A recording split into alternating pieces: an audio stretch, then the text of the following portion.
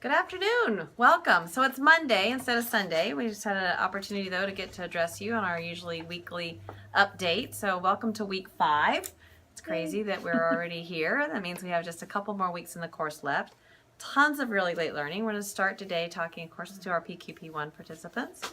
And a couple things I want to talk about. The 2 case studies that most of you have already looked at so far, 3.8, I think it's 4.4.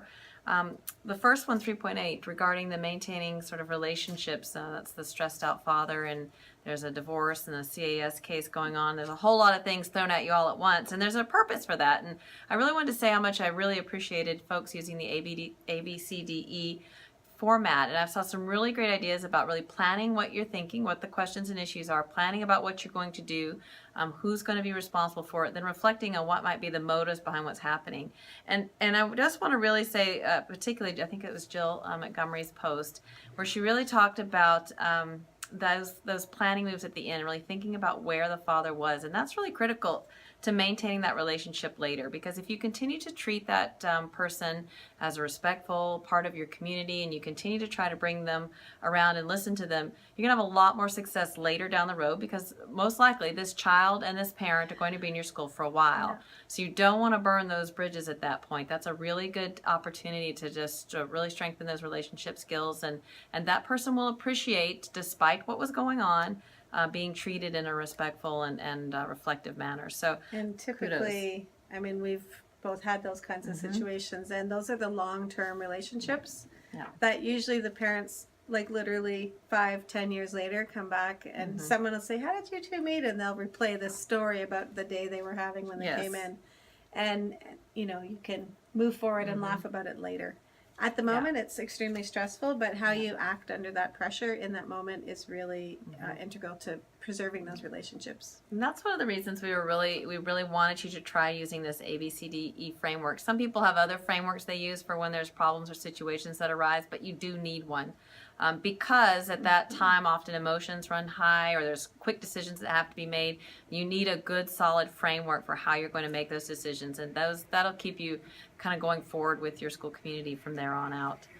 The second one, the case study, was about partnerships, and really what I'd like you to reflect on in that, and I saw some reflection on it, is think about community partners not just as providing resources, which is kind of the traditional model that they bring to us, money, or they bring to us things for our school, but actually think about them and how they might contribute to improving your school culture, to how they might actually help your school culture embrace diversity or equity, what kinds of things they might provide to the curriculum, rather than just a community partner as someone who, say, maybe gets extra food or something for the breakfast program. So, can I share a little story about that? Absolutely. I'm here visiting Christy today at her school this afternoon, and one of our, let's say, community partners who's been working and living just around the corner from the school for years, I don't know how many years, 10 years ago I was here, and he was here, Ron Knudski.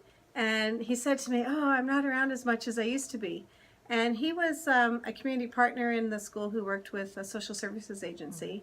And he and I got to talking when I was the principal at this place in 2006, 7.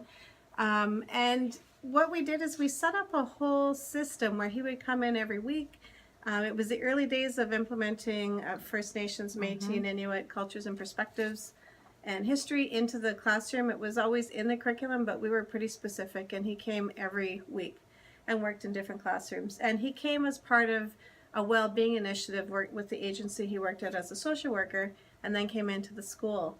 And one of the things that we did together, he and I, with the support of Colleen Capel, is we put together a handbook, and it's been built upon and spread throughout the province, on really building understanding for staff of a culture's history perspective.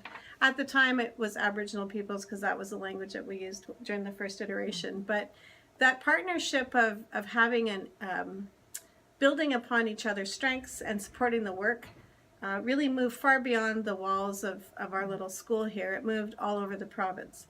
And I think, that's just a small example of how those partnerships can move forward. And we did recommend him for a trustees award in the province, and he received one at the end of the second year that we did all that work together.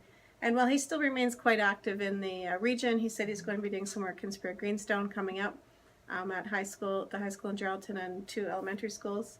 in their system. So it's just interesting to see how those partnerships grow and maintain. And people that are passionate about supporting education support it always. They just may do it in different fashions. Okay. Jill, you're on the block today again because I read a quote that I was really inspired by when we went back to Simon Sinek's video, and we purposely had you circle back to that. We were kind of chuckling because you make constructional moves with purpose, and you hope that they actually pan out the way you intended. And the comments that we read and the people's thinking during this module were just fantastic. Like all around, really, really great thinking happening. People are really digging a lot deeper. Then initially we kind of just put that as a little appetizer out in module 1 to see, set the context. But Jill wrote, leadership is more than a rank, it is a choice.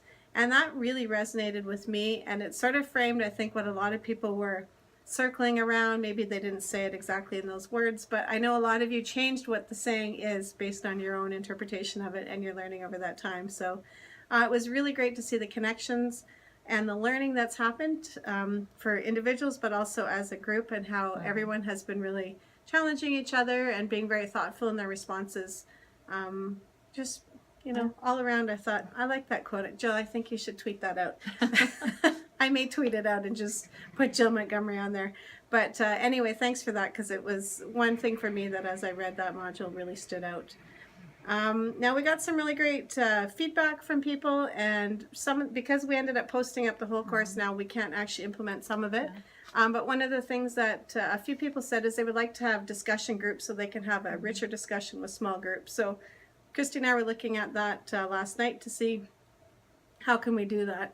So we may, if we can kind of squeak it in module 7, we may split up one of those modules in that fashion.